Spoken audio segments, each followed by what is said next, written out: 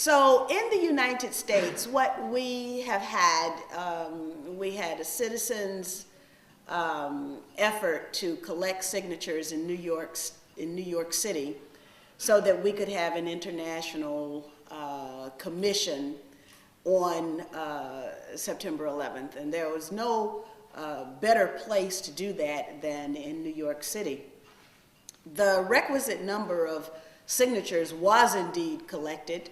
In fact, probably twice the number of required signatures was collected, and yet the clerk decided in an administrative move that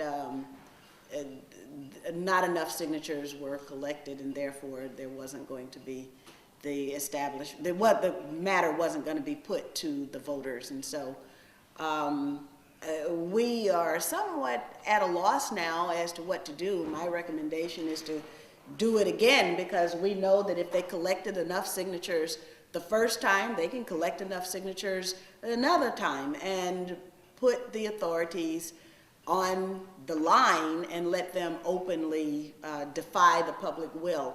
And so I don't know if that's what they will do or not. But also we have another problem in the United States, and that is that there is this schism between the 911 truth community and the peace community. Now, I think that the bridge between the two has been constructed now by President Obama, who in his State of the Union address said that we have to go to war against Afghanistan because of what happened on September 11th. And when he said that, then it eliminated the argument for those who would say that September 11th, that's the past. Well, it's not the past, because it was Dick Cheney who told us that we had to expect war for the next generation, that there were 60 countries against which the United States needed to launch a war.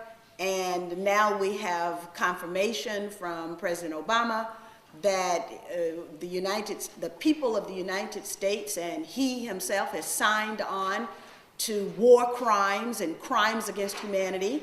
The American people are complicit in these crimes against humanity and war crimes and crimes against the peace because of September 11th.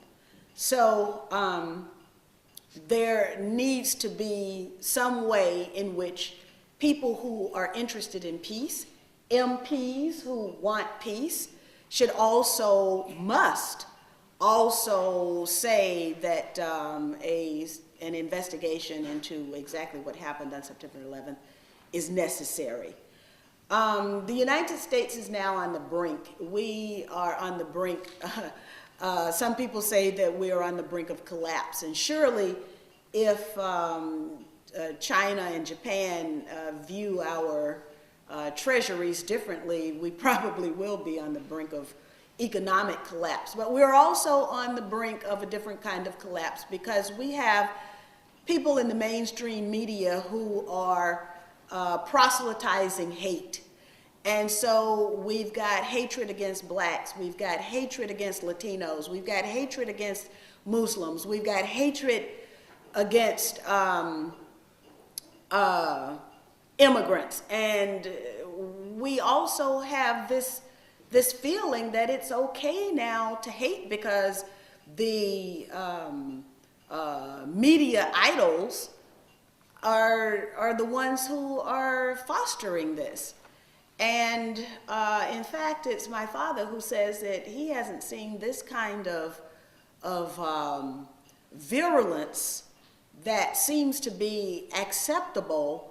I hasn't seen this since before the civil rights movement, since the 1950s. So we've got communities that are falling apart because of economic distress. We've got households, families falling apart due to economic distress. We've got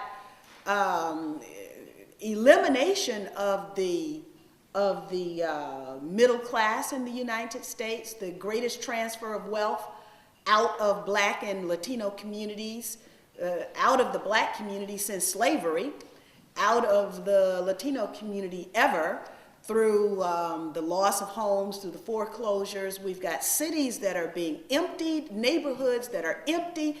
Detroit is 30% empty. It's just empty. And this is being repeated in city after city after city across the United States. Increase in homelessness, increase in joblessness. And then, of course, we've got the Department of Homeland Security, Janet Napolitano, who has said that we have to fear white racists. Now, I grew up with white racists. I'm from the South of the United States. And I'm not afraid of white racists, but I am afraid of what the United States government is going to find to do next.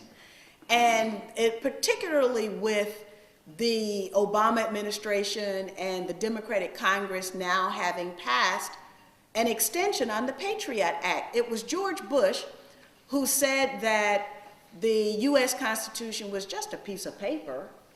And now we see that it's even less of a piece of paper, because the things that Senator Frank Church found illegal and un-American have now been made legal. They're still un-American in my estimation, but they've been made legal by this extension of the Patriot Act. Things that the people of the United States, the character of the United States, I think, was based on these aspirations that the Bill of Rights and the Constitution would be applied equitably to everyone. And now they're applied equitably to no one. And the erosion of our civil liberties, the erosion of even the notion of human rights, the erosion of the idea of international law and abiding by international law, all of this is an outcome of the war on terror, which is being fought as a result of September 11th. The families who were victims, who have unanswered questions, the American people have unanswered questions. We have pilots, we have architects and engineers, we have parliamentarians.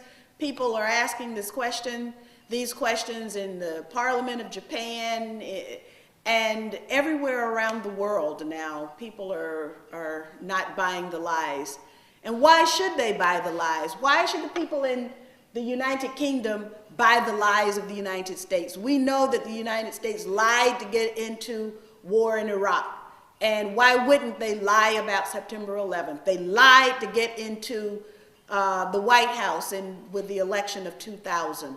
So there's a cabal, a criminal cabal that has taken control of politics, the levers of power inside the United States, and they have forced the leaders of the world to join them in their criminal enterprise. And it's finally up to the people to say that we will not be a party to this. And I am looking for 1 million people in the United States to vote for peace. 1 million people who will say that I'm not voting for the Democratic Party because the Democratic Party is not a party of peace. I'm not voting for the Republican Party because the Republican Party is clearly not a party for peace. But we're going to withhold our vote from these people who have insulted our Constitution, and they insult our citizenship, and they insult our global citizenship as well. So I'm happy to have been invited to share a little bit about the importance of 911 Truth for those of us who care about peace in the world. Thank you. Cynthia.